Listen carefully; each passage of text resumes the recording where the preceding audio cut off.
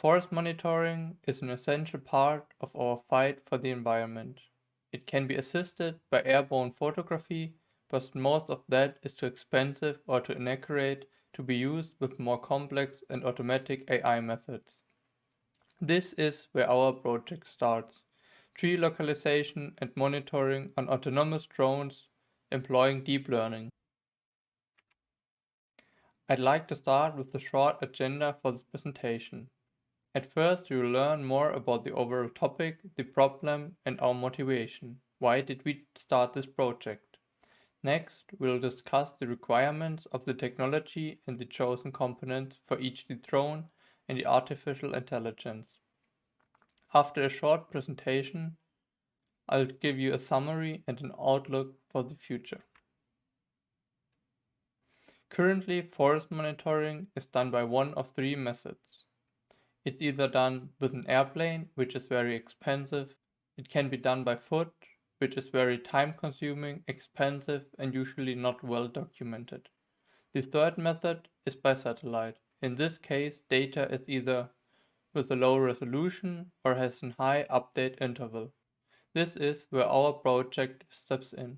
We develop autonomous drones to create imagery and automate data evaluation with AI. Today we want to share our experience of that process. This can help fellow researchers to make it easier or maybe collaborate on a big open source forest database for research. Our motivation for this project is the importance of forest monitoring data. This data can be used in different fields of application. Examples are bark beetle infestations, which are on the rise and require fast response within a couple of days. You can use it to detect droughts or to prevent wildfires. These and even more use cases require forest monitoring on a single tree level. To achieve that, we have a few technical requirements. The requirements for the drone are that it must be able to capture a sufficient large area in one flight. It must be able to carry and power the AI hardware and the camera. Additionally, it must have easy replaceable battery to allow multiple flights in the same area. For legal reasons, an emergency return to home function is a must-have, as well as a well-documented open source controller. These requirements led us to the display drone. For the base system, we use a bare-bone DJI S1000 Plus frame with a Pixhawk 2.1 cube. Next, we choose a Here 2 GNSS to further enhance positioning of our drone. For the collision avoidance, we decided to use an CAAL-8 system by M-Copter. This system consists of 8 LiDAR and 12 ultrasonic sensors. We added a Garmin LiDAR Lite V3 sensor to allow accurate height measurements. The camera we used is a ZED Mini. We utilized an NVIDIA Jetson platform which supports GPU computing based on CUDA for computing. For the implementation of the projects, we also have a few requirements for the AI. We cannot guarantee a constant connection to a server. The recognition on our computing unit must run near real time. The AI model needs to deliver robust results for identifying plants. Over and underfitting are potential risks training an AI. The model should provide capabilities to reduce those. Since our training data is only partially labeled, the network has to cope with it. The presented drone architecture allows us to gather HD pictures. The AI should have the ability to process those images. The output of the AI should consist of bounding boxes and confidence. With the requirements developed, we made the selection of the network architecture. We compared the YOLO v3 and the faster RCNN with Inception v2 networks. After considering the requirements, we have decided to proceed with the faster RCNN version. Reasons for this are the good training capabilities with the possibilities to avoid incorrect classification due to overfitting to a certain object type. This results in robust results in recognition.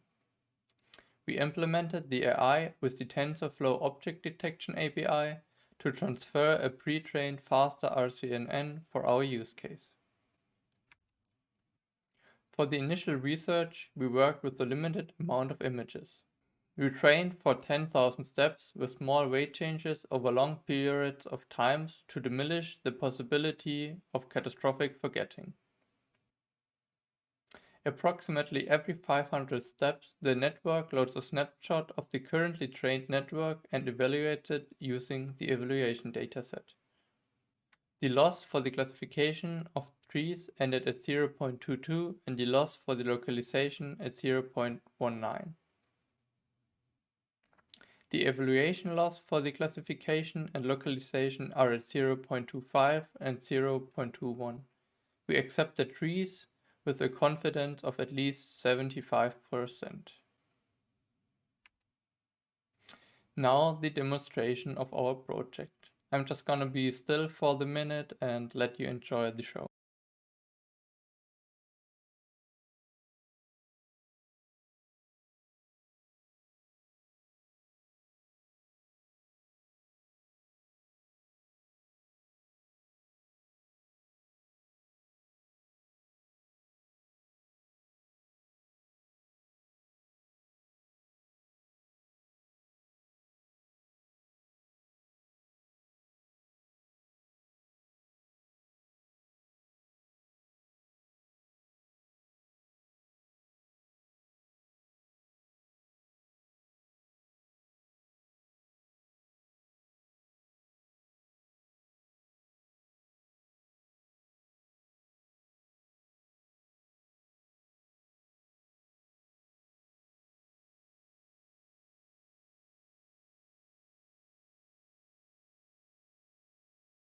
Now towards the summary and outlook for the future. We provide the foundation to build a system for monitoring trees in a forest that is cheaper than using airplanes and helicopters. Additionally, we have a higher resolution and a higher update rate than satellite images. Our system provides stable flight with all necessary equipment. It uses a faster RCNN with Inception v2 for object detection. We use a point cloud and a digital terrain model for tree height calculation. Bounding boxes allow us to approximate the tree diameters. In the future, we want to work with a tilt ring, which enables us to view more trees and larger portions of the forest. With this possibility, we want to create a database of forest data, which then enables us to improve the AI. Our work provides a baseline for further research and development. We encourage everyone to employ a similar architecture to create an extensive dataset of trees, landmarks, or other features of interest.